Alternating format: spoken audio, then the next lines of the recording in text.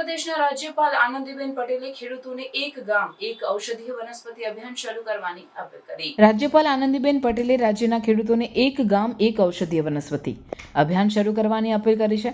તાજેતરમાં યોજાયેલી કૃષિ પરિષદમાં તેમણે ઔષધીય વનસ્પતિઓના ખેતીના મહત્વ પર ભાર મૂક્યો હતો અને જણાવ્યું હતું કે આવા અભિયાનથી ગ્રામ્ય અર્થતંત્રમાં પરિવર્તન આવી શકે છે અને ટકાઉ કૃષિ પ્રોત્સાહિત થઈ શકે છે। તેમના જણાવ્યા અનુસાર દરેક ગામે તેવા હવામાન અને જમીન મુજબ એક ઔષધીય વનસ્પતિ પસંદ કરીને તેની ખેતી પર ધ્યાન કેન્દ્રિત કરવું જોઈએ। રાજ્યપાલે જણાવ્યું હતું કે ઔષધીય વનસ્પતિઓની ખેતી ખેડૂતોને આવકનો વિકલ્પ સ્ત્રોત પૂરું પાડશે અને સાથે જ સુરક્ષિત કુદરતી અને બિન ઉપાયકારી દવાઓના ઉત્પાદનને પણ પ્રોત્સાહન મળશે। તેમણે ઉમેર્યું હતું કે હર્બલ અને આયુર્વેદિક ઉત્પાદનોની વૈશ્વિક માંગ સતત વધી રહી છે અને ભારત તેની સમૃદ્ધ જૈવ વિવિધતાને કારણે આ ક્ષેત્રમાં આગેવાન બની શકે છે।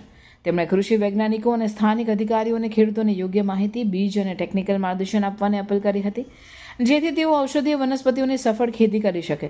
રાજ્યપાલે જણાવ્યું હતું કે સ્વસહાય જૂથો અને સહકારી સંસ્થાઓ પણ આ ઉત્પાદનોના માર્કેટિંગમાં અને ખેડૂતોને મોટા બજારો સાથે જોડવામાં મહત્વની ભૂમિકા ભજવી શકે છે। જો આ અભિયાન અસરકારક રીતે અમલમાં મૂકવામાં આવે તો તે ગ્રામ્ય રોજગારીમાં વધારો, ખેડૂતોની આવકમાં સુધારો અને કુદરતી દવાઓને વધુ ઉપલબ્ધ બનાવીને જાહેર આરોગ્યમાં પણ યોગદાન આપી શકે છે। રાજ્યપાલ પટેલની દ્રષ્ટિ સરકારના ખેડૂતોની આવક બમણી કરવાની અને ગ્રામ્ય વિસ્તારોમાં ટકાઉ વિકાસ લાવવાની વ્યાપક દિશા સાથે મેળ ખાતી છે।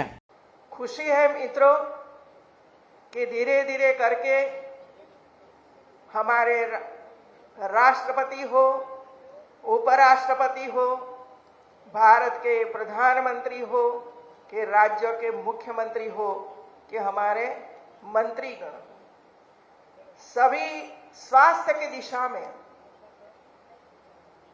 विकसित भारत बनाने की दिशा में सब अग्रसर है और होना ही चाहिए। मित्रों, किसान को क्या फायदा होगा ये भी बताया गया मित्रों, क्योंकि इसमें ऐसे प्लांट की जरूरत पड़ेगी जिसमें से आयुर्वेद की दवाइयां बनेगी। कोई केमिकल का उपयोग नहीं होगा जो एलोपैथी में हो रहा है।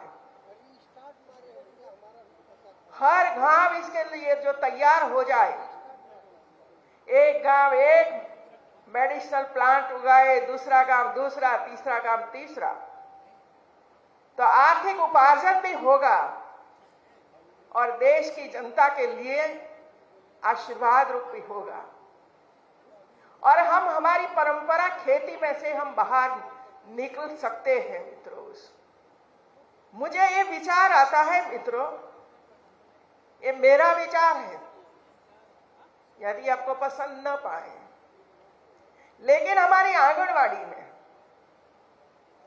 जो दवाई, होम्योपैथिक दवाई, आयुर्वेदा, जो हमारे बच्चों को खा जाती है, ऐसे रोग, शुरू से यदि हम उस पर ध्यान देंगे तो वो बच्चे छोटी उम्र से ऐसी ऐसी बीमारियों से बाहर निकल जाएंगे। इसी तरह हमारी एलोपैथी तो है ही, लेकिन होम्योपैथी की दवाई की जिस तरह उसका प्रचार प्रसार होना चाहिए ये नहीं हुआ।